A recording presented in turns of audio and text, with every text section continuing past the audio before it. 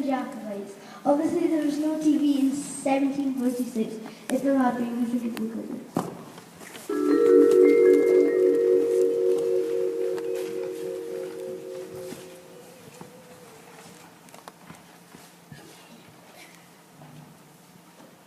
And now on BBC One, we go live to Culloden near Inverness, the live coverage of today's battle, in Battle of the Day Live.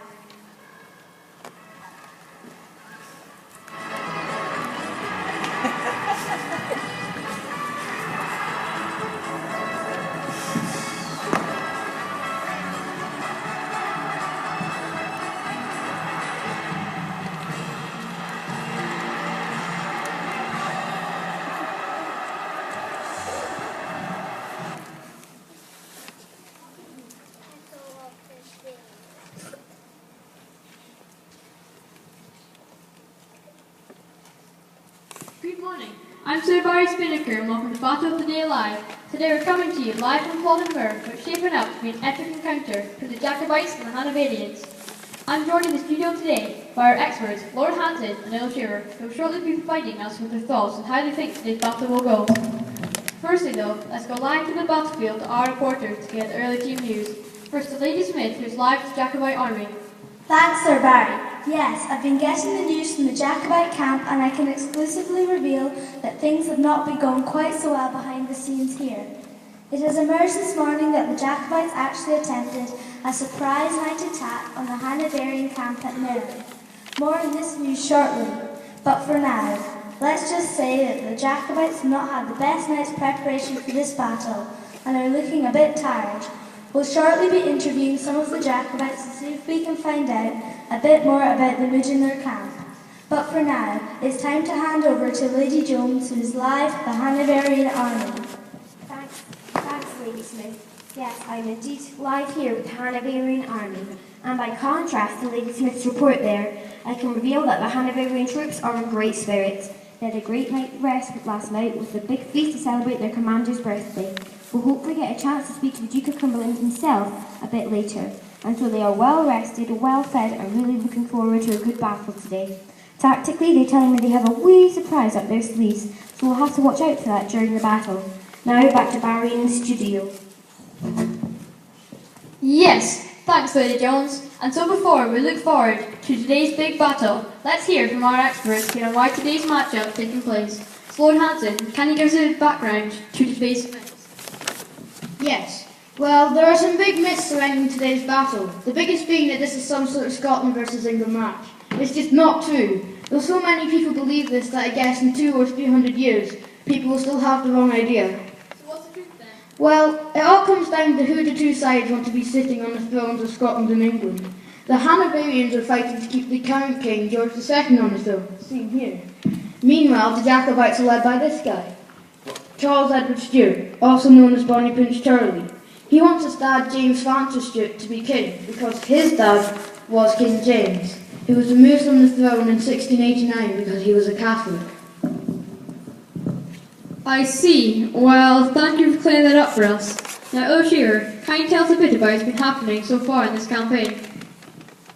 Yes, well, the Jacobite threat really came from nowhere and caught everyone by surprise.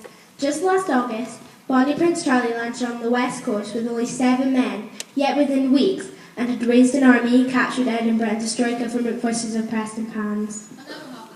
They then decided to invade England and got far as south as Derby, just a few days' march from London. But then they heard reports about a large government army in their way and decided to turn back, so they came all the way back to Scotland. And ironically, there was actually no army in their way. The reports were all lies started by government spies. So London was wide open for the taking, and the Jacobites bottled it. Yes, they'd been kicking themselves when they found that out. But they then still gave government forces another kicking at the Battle of Falkirk in January. So they lead series 2-0. So as you say, the Jacobites have already destroyed the government army in the 2 major battles they fought so far. Yet looking out at their army today, they're standing with swords and shields, while the might of the British army has the most up-to-date weapons in the world. How on earth did the Jacobites manage to succeed? Well, it all comes down to something called the Highland Charge. If you look here at some footage from Cleffintown, we can see the tactics of the Jacobites used quite clearly. You can see how they went at speed towards the enemy. They lead with those shields called targes and knock the Hanoverians' bayonets out of the way. Then they slash down with their long knives called dirks and finish them off with the swipe of their broadsword.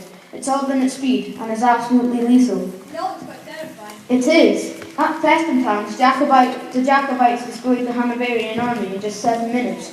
Many of the redcoats turned and lagged it when they saw the Highland Charge coming towards them.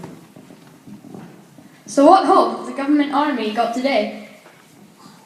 Well, there are a few factors in this favour, one of which is the choice of venue for today's battle. Quite frankly, I don't think this is the best surface for the Highland Charge. Well, as it happened, it appears there's been a bit of disagreement in the Jacobite ranks about this. Let's go back live to Lady Smith to see if she can shed some light on the story. Thanks, Sir Barry. Yes, I can reveal that there has indeed been some major disagreements among the Jacobite army. And I've just found out in the last few minutes that Bonnie Prince Charlie has sensationally sacked his trusted commander, Lord George Murray. I'm now going to try to interview the Prince to see if I can find out why. Your Highness, thank you for your time. I gather there has been some disagreements among your team this morning. I wouldn't say a disagreement. I always know best, and some people have chosen not to listen to me. Lord Murray tried to tell me that this is not a good place for my army to fight. The cheek of it, it's my army. He wanted to fight over there above the hills of the River Nairn, but my men will fight here and they will win. But doesn't he have a point? He has, after all, masterminded all your victories so far. And doesn't the Highland Charge work better on good level ground or down a hill? This boggy ground is going to be difficult for them to charge across, surely.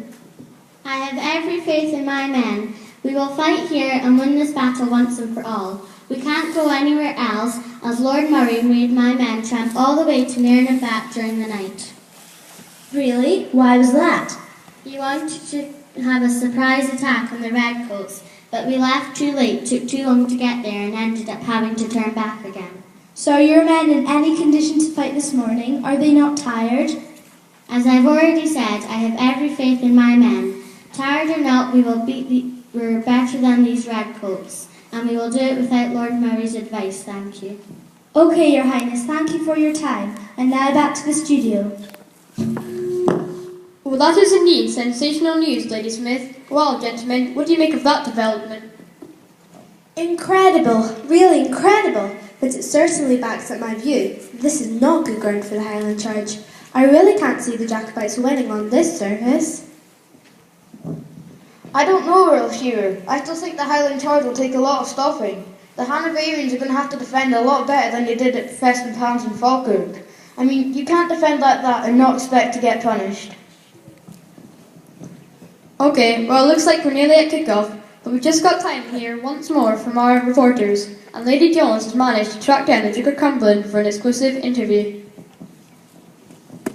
Thanks, Sir Barry. Yes, I'm indeed live here with His Royal Highness Prince William Augustus, the Duke of Cumberland. Your Highness, I believe you've taken the unusual step of offering no quarter to the Jacobites today. What do you mean by that? Do I really need to explain this to you, you tiresome little lady? Well, it would make things easier for our viewers, Your Highness. Oh, all right then. What it means is that when we defeat these rebels, we will show them no mercy. We will destroy them, the vermin they are. Wounded or not, any surviving Jacobites will be killed. So you'll not allow wounded Jacobites to be treated? We will capture any French soldiers. They are proper soldiers, and we will respect their rights. But these Highlanders are rebels and traitors and must be taught a lesson. Great, thank you for that, Your Highness. While I'm here, let's also hear from some of the government soldiers on their thoughts on the battle. Morning, soldiers. I'd just like a few words from some of you. If you could tell us your name, where you come from, and why you're fighting here today, that would be great. Hi, my name's John Stevens. I'm from London. I'm fighting because it's my job. I joined the army to earn a good wage and to serve my country. Hello, my name's Robert Anderson from Glasgow. I joined up to fight because I don't want these Stuart Kings back. They're nothing but trouble. Hello, I'm Alistair Campbell from Argyll. I'm here to teach these rebels a lesson and make sure that the true king remains in charge. Great, thank you for your time, Your gentlemen, and now back to the studio.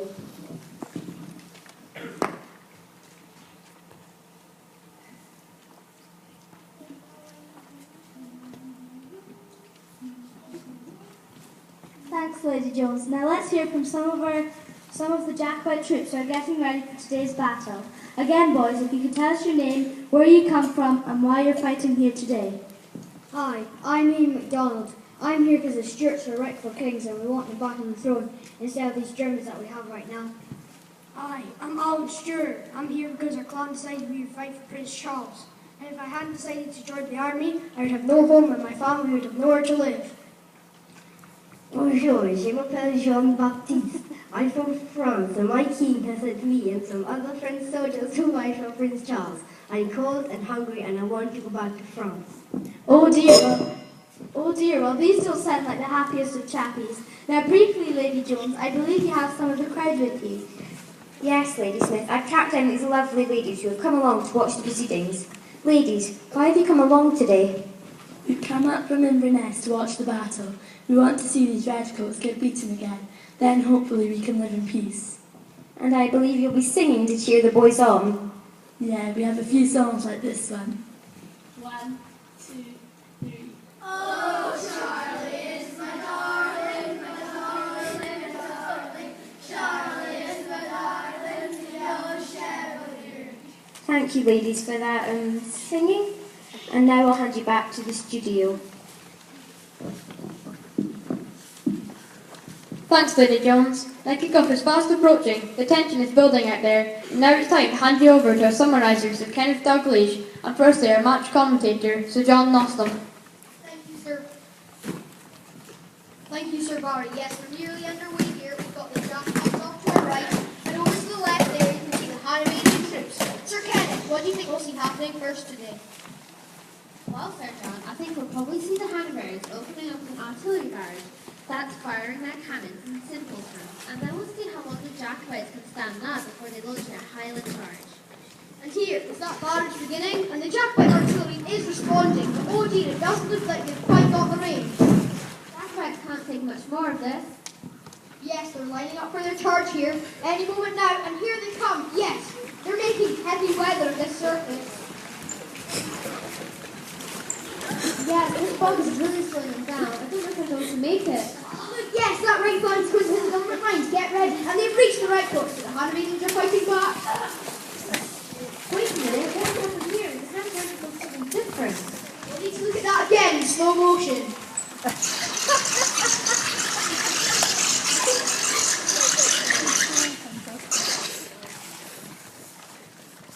Wow, I see what they've done. Just look at that. That is clever. That manoeuvre straight off the training ground. Look at this. Instead of trying to bayonet the guy coming right at them, they've turned and bayoneted the guy coming on their right. Just when they looked at their sword arm. That is clever and brave. Imagine a big, hairy Highlander running at you with a huge sword, and completely ignoring him and trusting in the guy next to you while you get the guy on the right of you. That must have taken hours of practice on the training ground. The Jacobites are being pushed back. They're in full retreat now, and there's Bonnie Prince Charlie being escorted from the field. It's turning into a rout. And it's all over. A sensational victory for the Hanoverians. They'll be dancing in the streets of London tonight, or in a week when the news gets there. But wait, the Hanoverians are not finished yet. They're... Oh yes, he did promise no quarter, didn't he? Yes, unbelievably, they're finishing off all the Jacobite wounded. Oh dear, this is turning ugly. And wait, they're turning on the crowd. This is not good. And they're heading for our commentary position. Run!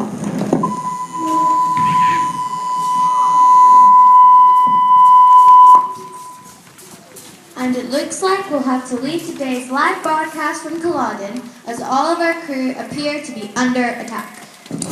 Apologies to any viewers who have been upset by these terrible scenes. And so the Battle of Culloden ended in defeat for the Jacobites. Bonnie Prince Charlie fled the scene and made his famous escape over the sea to Skye. Eventually, he died a lonely death in Rome. The Hanoverians decided that there would never be a Jacobite threat from the Highlands again, and so the Jacobites were punished ruthlessly. Many were executed while others were sent overseas or jailed. The customs and traditions of the Highlands were outlawed, so carrying weapons, wearing the kilt, and playing the bagpipes were all banned. Over time, the Highlands have recovered, but Culloden still remains one of the most important events in the history of our local area, and certainly in Scotland and Britain. The one good thing about this battle was that such bloodshed was never seen again, as it was the last major battle fought on British soil. Thank you for watching our assembly. We hope you enjoyed.